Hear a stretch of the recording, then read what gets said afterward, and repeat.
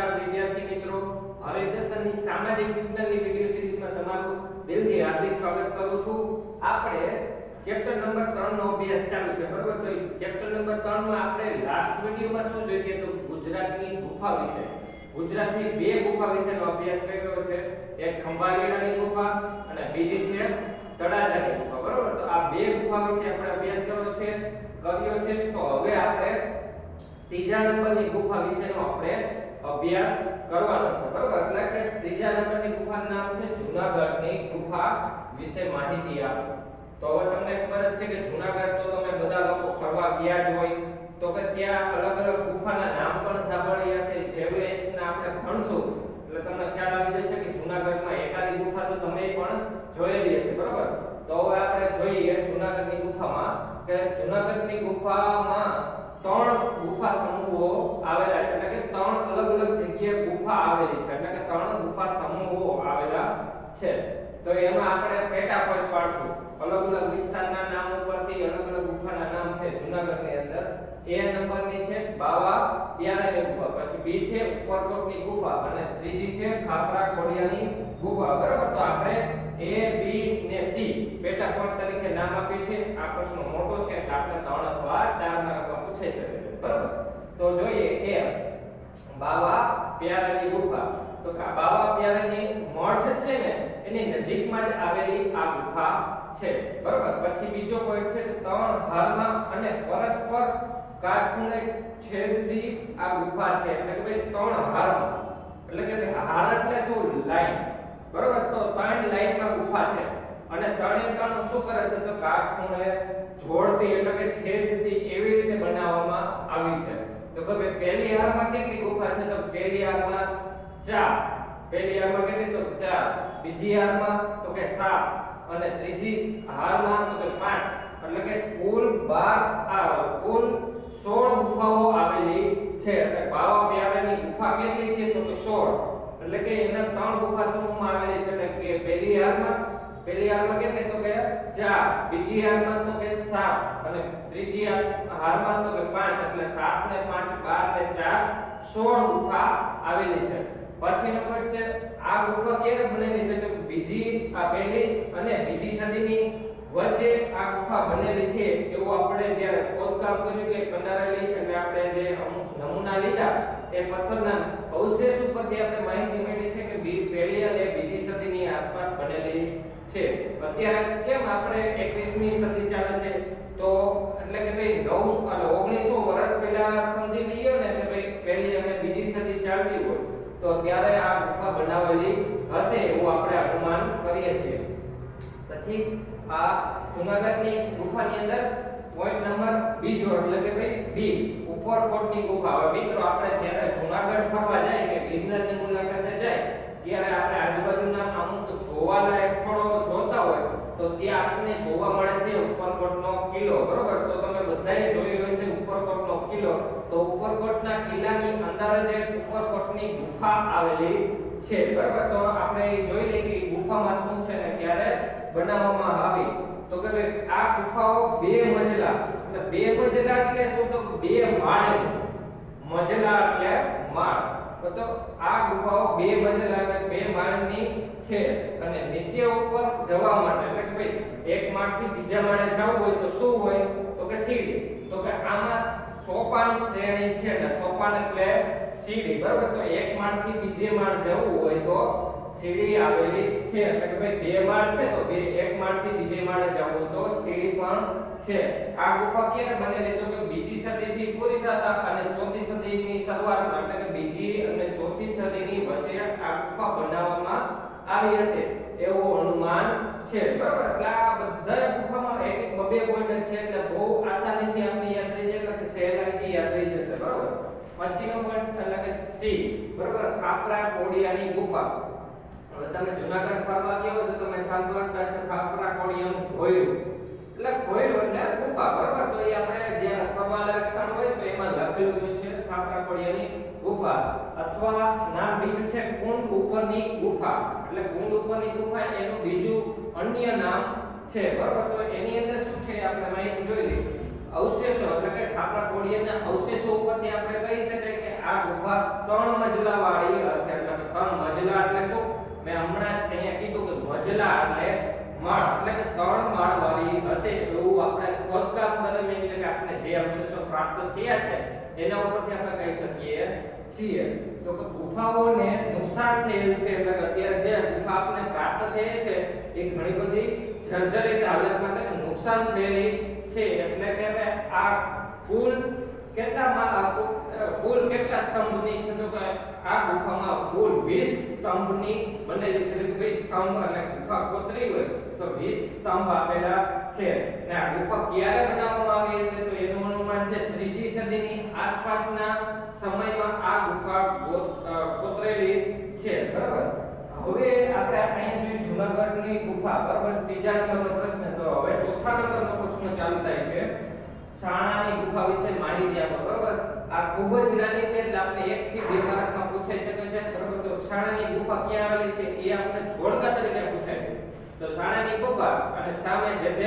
વિસ્તાર એ આપણે જોડકા તરીકે પૂછાય છે બરાબર અને 2 માર્કમાં પૂછાય તો માત્ર ને માત્ર 2 પોઈન્ટ છે પેલો પોઈન્ટ છે ગીર સોમનાથ જિલ્લો હવે તમને ખબર છે કે આપણે સોમનાથ ફરવા જાય તો એ જિલ્લાનું નામ શું છે તો ગીર સોમનાથ બરાબર ગીર સોમનાથ જિલ્લાના ઉના તાલુકામાં વાકિયા ગામ પાસે વાકિયા ગામનું નામ છે બરાબર વાકિયા ગામ પાસે રૂપેણ નદી ઉપર એટલે રૂપેણ નદી જ્યાંથી પસાર થાય છે એની બાજુમાં કે એની ઉપર એક સાણા નામનો ડુંગર આવેલો છે બરાબર સાણા નામનો ડુંગર આવેલો છે ને એ ડુંગરમાં જે ગુફા કોતરેલી છે ને એને શું નામ આપ્યું છે તો સાણાની ગુફા બરાબર તો આપણે યાદ રાખવાનું છે કે સાણા નામની ગુફા અને સાણા નામનો ડુંગર એટલે યાદ રાખવાનું છે સાણાની ગુફા ક્યાં આવેલી છે તો ગીર સોમનાથના ઉના તાલુકામાં આવેલી છે આપણે 1 માર્કમાં ઉના તાલુકો યાદ રાખવાનું છે કે ગીર સોમનાથના ઉના તાલુકામાં આવેલી છે એટલે જોડકા માટે આપણે ક્વેશ્ચન તૈયાર થઈ ગયો અને આપણે 2 માર્કમાં આપણે આખો પ્રશ્ન લખવા માટે યાદ રાખવાનું છે ગીર સોમનાથ ઉના તાલુકો વાકિયા ગામ અને રૂપેણ નદીની બાજુમાં કયો તો કે સાણાનો ડુંગર અને સાણાની ગુફા બરાબર પછીનો પોઈન્ટ છે મધપુડાની છે 62 જેટલી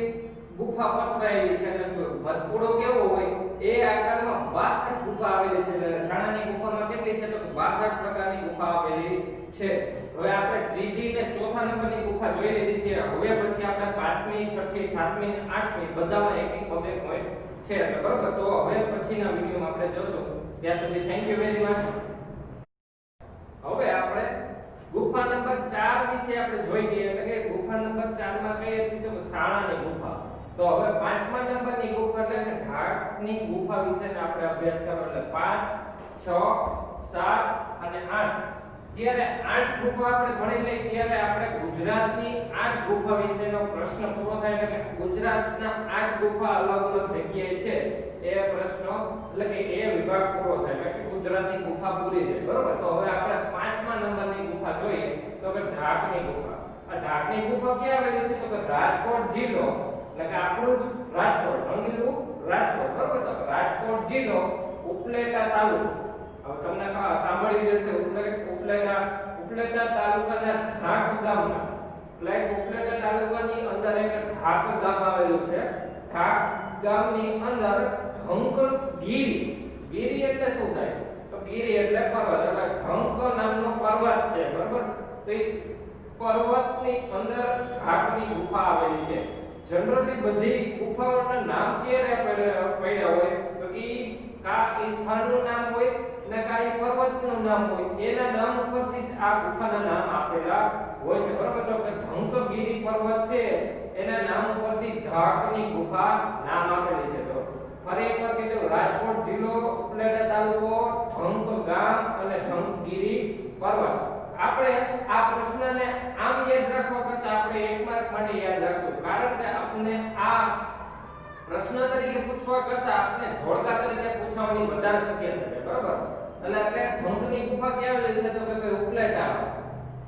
બરાબર એટલે યાદ રાખવાનું છે પછી આ ગુફા 4થી સદીની પૂર્વે બનાવી છે એટલે કે આપણે કે અત્યારે 21મી સદી ચાલે છે એવી રીતે 4થી સદી એટલે કે 400 મી ચાલુ હતું કેમ 432 કે અને આપણે 2021 કે એવી રીતે 432 એટલે કે 4થી સદીની પહેલાની હોવાની અનુમાન છે પછીનો નંબર 6 ઝિંઝુરી જરની ગુફા એટલે ઝિંઝુરી જરની ગુફા ક્યાં આવેલી છે એ વિશેનો આપણે જોઈએ તો ઢંગની પશ્ચિમ એટલે આ જે ઘાણક ગામ છે એને કે તો ઢંગગીરી પર્વત છે એની પશ્ચિમ બાજુએ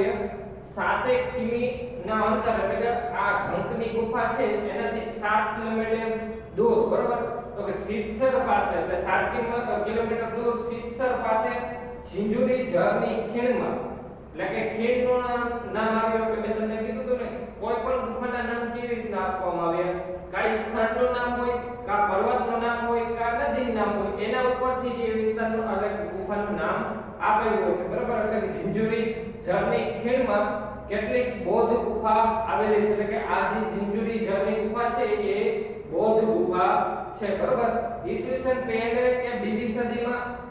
આ ગુફા ખંડારવામાં આવી હશે એવું અનુમાન છે બરાબર તો આપણે ઝિંઝુરી જરની ગુફા ક્યાં આવેલી છે તો આપણે યાદ રાખવાનું ઉત્તરાઘાટ અથવા સિત્સર પાસે એટલે આપણે જોડકા માટેનો પ્રશ્ન પણ તૈયાર થઈ જાય બરાબર તો પહેલી અને બીજી સદીમાં બંને એટલી હશે એવું અનુમાન છે પ્રોપર આપણે કોઈ ડેટા ન હોય કે આ સમયમાં બનેલી છે કે ત્યારે કોઈ લખાણ લખવામાં ન આવતું બરાબર એટલે આપણે જે પથ્થર હોય તો એ પથ્થર લઈ અને એના એક વૈજ્ઞાનિક પદ્ધતિ એટલે કે કાર્બન ડેટિંગની પદ્ધતિ ઉપરથી અનુમાન મારવામાં આવે કે આ સદીની આસપાસની હશે એવું અનુમાન હોય છે એટલે કે કોઈ પ્રોપર આપણે માહિતી ના આપી શકીએ પરંતુ આપણે પહેલી અથવા બીજી સદીમાં આ ગુફા બનેલી છે એવું અનુમાન કરી શકીએ બરાબર એટલે 7મા નંબરની ગુફા છે કચ્છની ખાપરા કોડિયાની ગુફા હવે તમે ખાપરા કોડિયાની ગુફાથી યાદ આવી ગયો છે કે જૂનાગઢની ગુફા પણ એ જૂનાગઢની ખાપરા કોડિયાની ગુફા છે એટલે અહીંયા મેં આગળ લખ્યું છે કચ્છની ખાપરા કોડિયાની ગુફા એટલે મિત્રો ખાસ યાદ રાખવાનું છે કે ગુફા ખાપરા કોડિયાની કેટલી આવેલી છે તે 2 ગુજરાતમાં ખાપરા કોડિયાની ગુફા 2 આવેલી છે એક કચ્છની ખાપરા કોડિયાની ગુફા અને બીજી તો જૂનાગઢની ખાપરા કોડિયાની ગુફા આપણે જે આપણે આગળના વિડિયોમાં જોઈ ગયા બરાબર તો કચ્છની લખતર આ ગુફા ક્યાં આવેલી છે તો કચ્છ જિલ્લો તમને ખબર છે કે મોરબીથી આગળ જાય તો એક કચ્છ જિલ્લો આવે તો કચ્છના લખતર તાલુકાના બરાબર કચ્છના લખતર તાલુકાના જૂના પાટગઢ એટલે કે જૂનું એક ગામ છે ને પાટગઢ કરીને ગામનું નામ છે તો એ ગામની નજીકમાં એક પહાડમાં આ ગુફા આવેલી છે એટલે પાટગઢ ગામની નજીકમાં એક પહાડ છે ને પહાડની અંદર કઈ આવેલી છે તો કચ્છની ખાપરા કોડિયાની ગુફા બરાબર ને કુલ 2 ગુફા છે એટલે કે જે ખાપરા કોડિયાની ગુફા છે એમાં 2 ગુફા આવેલી છે બરાબર અને ઈસવીસન 1967 માં એટલે કે ઈસવીસન 1967 માં બરાબર કોણે તો કે કેકા શાસ્ત્રી આ એક કેકા શાસ્ત્રી કોણ છે તો કે એક આપણા ગુજરાતમાં મહાન લેખક થઈ ગયા બરાબર એટલે કેકા શાસ્ત્રી જે હતા એ આ ગુફાની શોધ કરી એટલે કે આ ગુફા શોધી કોણે હતી તો કે કેકા શાસ્ત્રી તો આપણે હજી એક માર્કનો પ્રશ્ન પાકો થઈ જાય છે કેકા શાસ્ત્રી કોણે કઈ ગુફા શોધી તો કેકા શાસ્ત્રીએ કચ્છની ખાપરા કોડિયાની ગુફા શોધી હતી બરાબર એટલે આપણે યાદ રાખવાનું છે કચ્છની ખાપરા કોડિયાની ગુફા ક્યાં આવેલી છે તો લખતર તાલુકામાં પાટગઢ પાસે અને શોધી કોણે તો 1967 માં કેકા શાસ્ત્રીએ બરાબર પછી ગુફા નંબર 8 અને ગુજરાતની રાષ્ટ્ર ગુફા કળિયા ડુંગરની ગુફા એટલે કે કળિયો એક ડુંગર છે કળિયા ડુંગર કરીને ગુફા ડુંગરનું નામ છે બરાબર તો એ ડુંગરમાં જે ગુફા આવેલી છે ને એનું નામ આપણે દીધું છે કળિયા ડુંગરની ગુફા બરાબર એમાં આપણે જોઈ લઈએ ભરૂચના આ કળિયો ડુંગર ક્યાં આવેલો છે ભરૂચના ઝઘડિયા તાલુકામાં એટલે ભરૂચ જિલ્લો છે તમને નામ સાંભળ્યું બહુ ઓછું હશે આપણે વડોદરા જાય ને એની નજીકમાં આવેલો છે ભરૂચ જિલ્લો બરાબર તો ભરૂચના ઝઘડિયા તાલુકામાં કળિયા ડુંગરમાં 3 ગુફા આવેલી છે એટલે કે ભાઈ જ્યાં કળિયા ડુંગરની ગુફા છે એ 3 ગુફા સમૂહ છે બરાબર તો ક્યાં આવેલી છે ભરૂચના કેવા તો કે ઝઘડિયા તાલુકામાં પાછો એક માર્કનો પ્રશ્ન આપણે તૈયાર કરવાનો હતો કે કળિયા ડુંગરની ગુફા ક્યાં આવેલી છે તો કળિયા ડુંગરની ગુફા ક્યાં આવેલી છે તો ભરૂચના ઝઘડિયા તાલુકામાં બરાબર અને કળિયા ડુંગરમાં આવેલી છે એટલે આપણે કળિયા ડુંગરની ગુફા કહેશું બરાબર એ બૌદ્ધ ધર્મની પ્રાચીન સ્થાપત્ય કલાનો ઉત્તમ નમૂનો છે એટલે કે જે કળિયા ડુંગરની ગુફા છે કઈ પ્રકારની છે તો બૌદ્ધ ધર્મ રિલેટેડ ગુફા છે આ વધારે પડતી ગુફાઓ બૌદ્ધ ધર્મએ શું કામ કોતરાવેલી બૌદ્ધ ધર્મના લોકોએ શું કામ કોતરાવી છે કારણ કે આપણે જેવી રીતના મકાનમાં રહીએ છીએ એવી રીતના પહેલાના સમયમાં બૌદ્ધ ધર્મના જેટલા ઉપાસક ને જેટલા બૌદ્ધ ધર્મિષ્ઠ હતા એ બધા રહેતા હતા ક્યાં તો કે લોકો મકાનમાં નહોતા રહેતા, એ અલગ અલગ ગુફામાં રહેતા, એટલે કે જ્યાં વસવાટ કરવો હોય તો એ શું કરે તો કે એક પર્વત ચોઈસ કરે અને પર્વતની અંદર એક ગુફા બનાવે, એટલે કોતરે, બરોબર, અને કોતરીને ગુફા બનાવે પોતા માટે રહેવા માટે, પછી પ્રાર્થના કરવાનું સ્થળ, બરોબર. તો ઈ આ બૌદ્ધ ધર્મની કડીએ ડુંગરની ગુફા છે, બરોબર. તો કે ઉત્તમ નમૂનો છે, બૌદ્ધ ધર્મનો ઉત્તમ નમૂનો છે. એક જ પથ્થરમાંથી કોતરાયેલ, એટલે કે એક જ પથ્થર, એટલે કે મોટો એક આપણે કેમ આખો ઘર જેવો એક પથ્થર હોય, બરોબર. તો એ પથ્થરમાંથી કોતરી બનાવેલી છે. 11 ફૂટ ઊંચો એક સિંહ વાળો સ્તંભ છે, બરોબર. એટલે કે જે સિંહનું એક પુતળું બનાવ્યું છે પણ 11 ફૂટ ઊંચું એટલું છે, બરોબર. તો એક જ પથ્થરમાંથી આ સિંહનું પુતળું બનાવેલું છે, બરોબર. અને સ્તંભના શિરોભાગ, એટલે સ્તંભ જે બનાવ્યો હતો સિંહનો, બરોબર, તો જે શિરોભાગ એટલે ઉપરનો ભાગ, બરોબર. શિરોભાગ એટલે કયો તો ઉપરનો ભાગે બે શરીર વાળી, એટલે કે સિંહ છે, સિંહનું શરીર બે છે પરંતુ એક મુખાકૃતિ વાળી સિંહની આકૃતિ છે, બરોબર. એટલે શરીર બે છે અને મોઢું એક છે, એવી રીતે સિંહની આકૃતિ બનેલી છે. અને એ સિંહની આકૃતિ એક જ પથ્થરમાંથી કોતરેલી છે, એટલે કે કેવડી મોટો પથ્થર એ લોકો ઉપયોગ કર્યો હશે, બરોબર. તો આ કડિયા ડુંગરની ગુફા થઈ. પાંચમી ઢાકની ગુફા, ઝિંઝુરી ઝરની અને કચ્છની ખાપરા કોડિયાની, બરોબર. એટલે ગુજરાતની 8 ગુફાનો આપણે અભ્યાસ કરી ચૂક્યા છીએ. હવે પછીના વિડિયોમાં આપણે નવા ટોપિક સાથે, એટલે કે નવા પ્રશ્ન સાથે મળીશું. ત્યાં સુધી થેન્ક યુ વેરી મચ.